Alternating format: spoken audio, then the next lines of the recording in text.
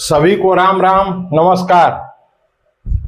आज हम इस वीडियो के माध्यम से वैदिक ज्योतिष के अंतर्गत बताने वाले हैं कि बाल्यावस्था में अकाल मृत्यु का योग के कारण।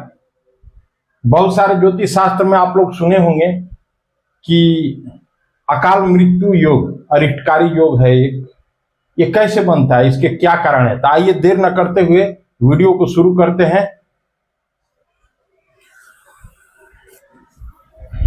देखिए, हमारे ज्योतिष शास्त्र के अंतर्गत बाल्यावस्था में अकाल मृत्यु योग होता है।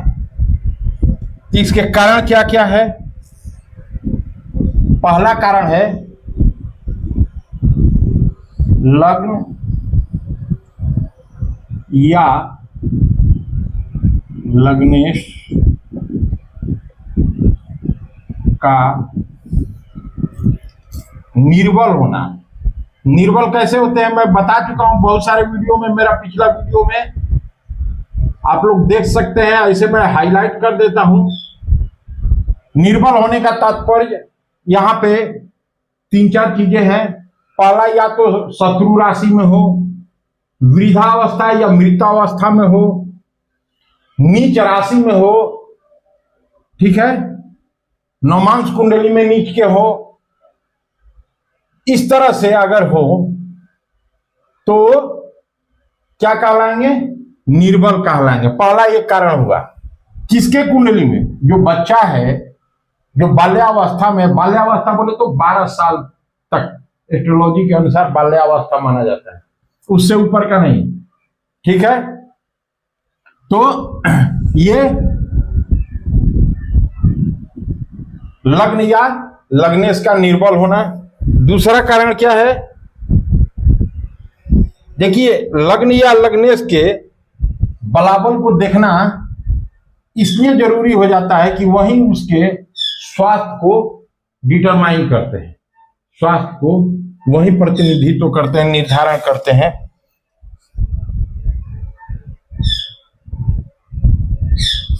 अगर ये कमजोर हो जाते हैं तो उन चीजों का वृद्धि नहीं होती है, बजाय वृद्धि तो नहीं होगी, उसमें कोई बीमारी पकड़ लेगा। तो बीमारी का कारण वो मृत्यु योग बना सकता है। देखिए, गारंटी तो परमात्मा के सिवा कोई नहीं दे सकता है, लेकिन जो हमारे वैदिक एस्ट्रोलॉजी में है उसके अनुसार ये योग बनता है, क्योंकि हमारा लग्न या लग्न से ही शरीर को डिनोट करते हैं। और मान लीजिए कि वही निर्बल हो जाए तो जो चीजें वो शरीर में दे रहे हैं, जैसे मान लीजिए फॉर एग्जांपल, यहां पे एक एग्जांपल छोटा सा मैं दूं आप लोगों को। ये जैसे कर्क लग्न की कुंडली है, मान लीजिए कि ये कर्क लग्न की कुंडली है, ठीक है, ये कर्क लग्न की कुंडली है।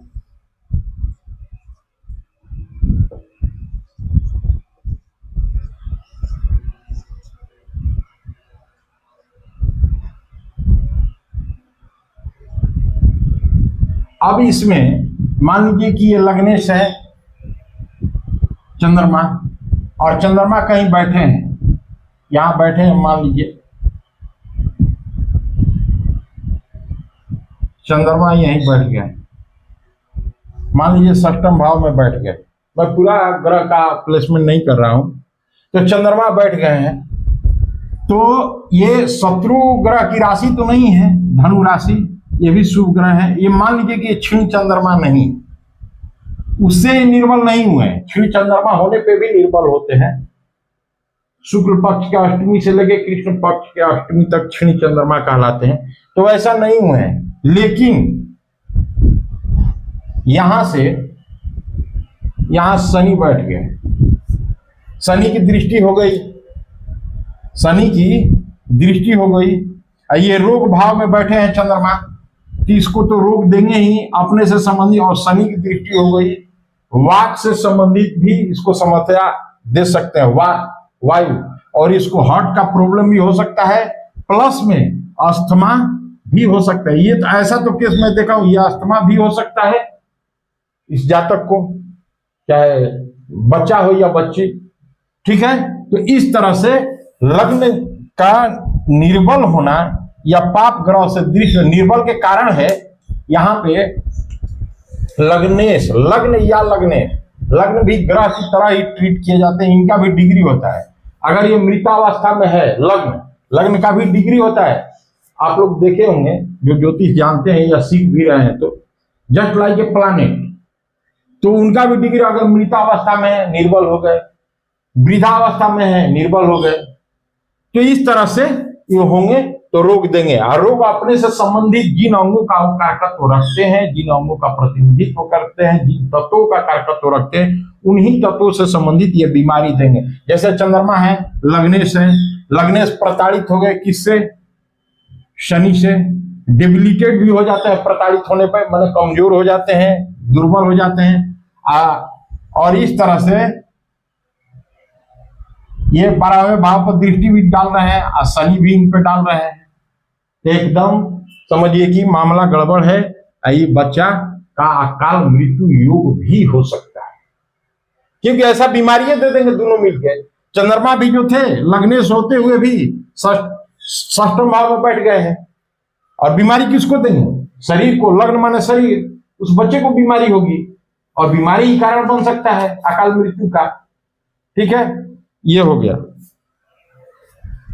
अब इसका स्क्रीनशॉट आप लोग ले सकते हैं, मैं इसको इरेज करूंगा।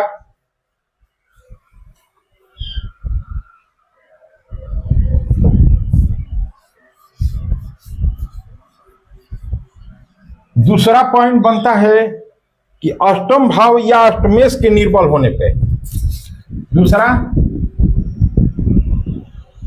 अष्टम भाव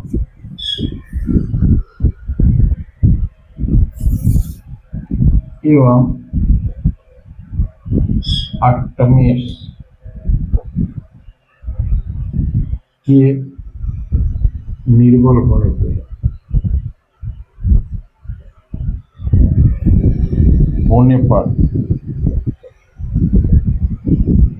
अष्टम भाव तो जानते ही हैं, लॉन्गिविटी का है, ट्रांसफॉर्मेशन का है, सडन ट्रांसफॉर्मेशन, अचानक परिवर्तन। लॉटरी वगैरह भी लड़ सकता है, अचानक धन योग, अनअर्न्ड मनी, जिसको कमाए नहीं है आप, जिसका उम्मीद नहीं है दूर दूर तक, लॉटरी वगैरह उसमें आता है, या गिरा हुआ बटुआ किसी का मिल जाए। और टेक्निकल चीजों का है, नैसर्गिक कारक तो अष्टम भाव का शनि के पास है। तो अष्टम भाव का अगर स्थिति सही है, सही नहीं है, और अष्टमेश के निर्बल होने पे, अष्टम भाव निर्बल होने पे मतलब कि अगर किसी क्रूर ग्रह की राशि है अष्टम भाव में मान लीजिए, और अष्टमेश मतलब कि उसी राशि का स्वामी वो क्रूर ग्रह ही है। अष्टमेश तो जब अष्टम भाव में क्रूर ग्रह की राशि है तो उसका अष्टमेश तो क्रूर ग्रह ही है ना, तभी ना उनकी क्रूर ग्रह की राशि हुई है। तो अष्टमेश ऐसे ही निर्बल हो गए, तो निर्बल हो गए, या किसी ऐसे ग्रह का शुभ ग्रहों के साथ में अगर पोजीशन बनता है, युति बनती है, तो थोड़ी सी उनकी निर्बलता कम होती है, लेकिन वो बीमारी रोग दे सकते हैं, वो भी मृत्यु का कारण बन सकता है। एक्सीडेंट करवा सकते हैं अचानक। देखिए लॉन्गिविटी का है, आयु का भी है, मृत्यु का भी है, तो ये अचानक मृत्यु भी हो सकती है। अचानक मृत्यु, अचानक मृत्यु आप लोग सुने होंगे कि बच्चा गार्डियन का पेरेंटल गाइडलाइन में छत पर खेल रहा था, माँ या पिता का ध्यान इधर उधर भटका, बाउंड्री से मुंडेरे से गिर गया, एक्सपायर। तो ये तो डिपेंड करता है कि कौन सा ग्रह जो अष्टमेश है वो कौन सा पाप ग्रह या क्रूर ग्रह है और कितना निर्बल है। देखिए कभी कभी क्रूर ग्रह भी बहुत स्ट्रॉन्ग पोजीशन में होते हैं तो अच्छा परिणाम देते हैं। मान लीजिए कि अष्टम भाव का स्वामी मंगल है, और मंगल अच्छे पोजीशन में एकदम किशोरावस्था में, ठीक है अष्टमेश है वो, लेकिन मान लीजिए कि वो स्वगृही है, कालपुरुष की ही कुंडली ले लीजिए, अब मैं बना नहीं रहा हूं। तो कालपुरुष की कुंडली में मंगल है, अच्छा स्थिति में है, तो मृत्यु योग नहीं बनाएगा। हाँ, अष्टमेश है तो भाई त्रिक भाव है, तो उनका तो ब्रांडे है, अष्टम भाव पीड़ा का है। लेकिन पीड़ा ऐसे नहीं होती, पीड़ा का कारण बनता है कुछ ना कुछ। और लंजिविटी का है, मृत्यु भाव भी है, हाउस ऑफ डेथ भी बोलते हैं उसको। तो इस तरह से अगर वो रहेंगे तो उसका मृत्यु युग टल भी सकता है। अगर पूर्ण ग्रह ही वो अच्छा स्थिति में वो अष्टमेश, तो अकाल मृत्यु योग टल सकता है। लेकिन अगर वो क्रूर ग्रह है, अष्टमेश है और दुर्बल भी है, तब तो there is more possibility of sudden death, अकाल मृत्यु का प्रबलता बन जाएगी। ठीक है, ये दूसरा कारण हुआ। और एक कारण बनता है, क्या बनता है तीसरा कारण में, चंद्रमा के क्षीण एवं पाप प्रभाव में होने पर। क्योंकि बच्चा से संबंध, बच्चा चंद्रमा जो है बचपन का भी कारकत्व रखते हैं। चंद्रमा ये क्षीण एवं पाप प्रभाव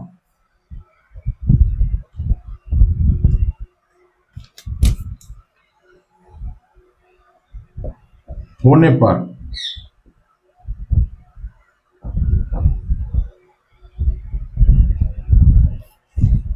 यह भी एक पॉइंट है। ये एक पॉइंट है पाप प्रभाव में होने पर, क्योंकि चंद्रमा जो है सिर्फ मन के ही कारक नहीं है। ऐसा मत समझ लीजिएगा आप लोग, चंद्रमा बचपन के भी कारकत्व को कस्टडी में रखते हैं। जी हाँ, तो इस तरह से अब चंद्रमा क्षीण कब माने जाते हैं? चंद्रमा क्षीण माने जाते हैं शुक्ल पक्ष के अष्टमी से लेकर कृष्ण पक्ष के अष्टमी तक। पाप प्रभाव में कब माने जाएंगे? पाप ग्रहों की दृष्टि हो गई, मान लीजिए कि क्षीण चंद्रमा नहीं है, इस चीज को हम लोग समझ लेते हैं, इस पॉइंट को। चंद्रमा क्षीण नहीं है, मान लीजिए कि शुक्ल पक्ष के अष्टमी से लेके कृष्ण पक्ष के अष्टमी के बीच में नहीं थे जब जन्म हुआ बच्चा का। ठीक है, क्षीण चंद्रमा तो नहीं है, लेकिन वो पाप प्रभाव में हो गए हैं। पाप प्रभाव में बोले तो क्रूर ग्रह की दृष्टि हो गई, क्रूर ग्रह के युति में हो गए हैं दिक्तांश के मद्देनजर। ठीक है, और नहीं तो क्या हो गया कि वृश्चिक राशि में हो गए, नीच राशि में हो गए, तो दुर्बल हो गए। यहां पे ये वाला फॉर्मूला निर्बल होना ये लग्न या लग्नेश का है, तो कोई जरूरी नहीं है कि लग्नेश नहीं भी है और निर्बल है तो पाप प्रभाव में नहीं होंगे। नीच राशि में हो जाएंगे तभी निर्बल माने जाते हैं। ये एक फैक्टर हो गया। पाप ग्रहों की दृष्टि मैं बता ही चुका हूं। ग्रहण योग, चंद्रमा राहु केतु के बीच में हो या राहु केतु की युति में हो, बीच में हो, राहु केतु के युति में हो, राहु या केतु के संग युति में हो, तो ग्रहण योग कहलाता है। राहु केतु एक साथ तो नहीं हो सकते ना, मैं युति बोला हूं, या तो राहु के साथ युति में हो या केतु के साथ युति में हो, तो ग्रहण योग उसको बोलते हैं। और विष योग, चंद्रमा और शनि की युति हो, चंद्रमा एवं शनि की युति हो।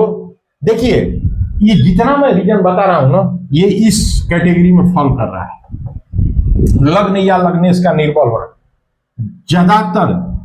दिस पॉइंट है 80% और मोर देन 80% पॉसिबिलिटी। किस चीज का पॉसिबिलिटी?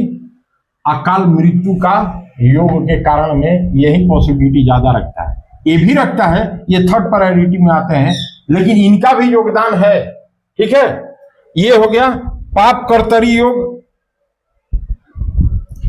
जैसे चंद्रमा के आगे और पीछे पाप ग्रह एवं क्रूर ग्रह हो, जैसे क्रूर ग्रह सूर्य शनि मंगल राहु के बीच में बैठा हो चंद्रमा, और आगे और पीछे पाप कर्तरी आप लोग जानते ही होंगे।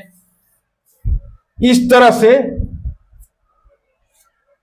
ये अकाल मृत्यु का योग का कारण बन सकता है। तो ऐसा अगर हो तो उसके पेरेंट्स को खास तौर से बच्चा का हाथ पकड़ के, अगर 10-11 साल का है वो तो अपने से भी हाथ जोड़ सकता है। ये मतलब भगवान शिव का, जब भगवान शिव के अर्घ दान करें जल का, मंदिर में जाकर ले जाए। पेरेंटल गाइडलाइन में श्री गणेश भगवान पे दुर्वा जो होता है, दूब इत्यादि चढ़ाए। ये रिमेडीज हो गया, अकाल मृत्यु का योग टल जाएगा। ठीक है। और चंद्रमा भगवान का प्रणाम करें, पूर्ण पूर्णिमा को प्रणाम करें और मां के संपर्क में ज्यादा रहें, तो ये अकाल मृत्यु योग भी टल सकता है। ठीक है। तो हमारे चैनल को सब्सक्राइब करें अगर आप लोगों को ये मेरा वीडियो पसंद आता है तो। नमस्कार, फिलहाल के लिए इतना ही, फिर मिलते हैं अगले वीडियो।